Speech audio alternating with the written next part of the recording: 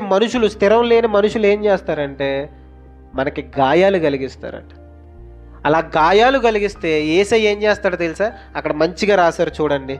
గాయాలన్నీ గేయాలుగా మార్చును నీకు యేసయ్య. నాకు ఈ పాట ఏంటంటేనండి, మీకు ఎందుకు ఇప్పుడు ఇలా పాడలేదు, నేను ఇప్పుడు ఇలా పాటలు పాడి చెప్పలేదు.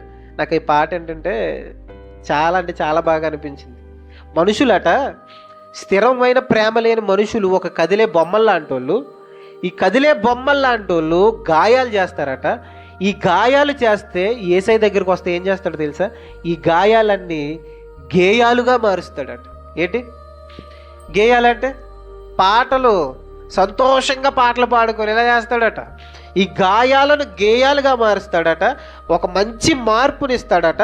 ఆయన సాయం చేస్తాడట, హాయినిస్తాడట.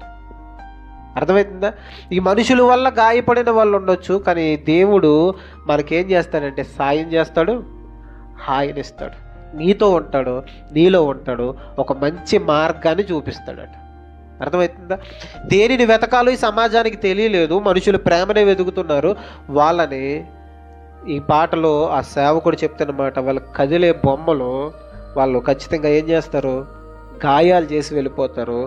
నిజమైంది వెతకాల్సింది, నిజమైన ప్రేమ ఎక్కడ ఉంటుందంటే వ్యర్థం కాని ప్రేమ, శాశ్వతమైన ప్రేమ యేసయ్య దగ్గర ఉంటుంది.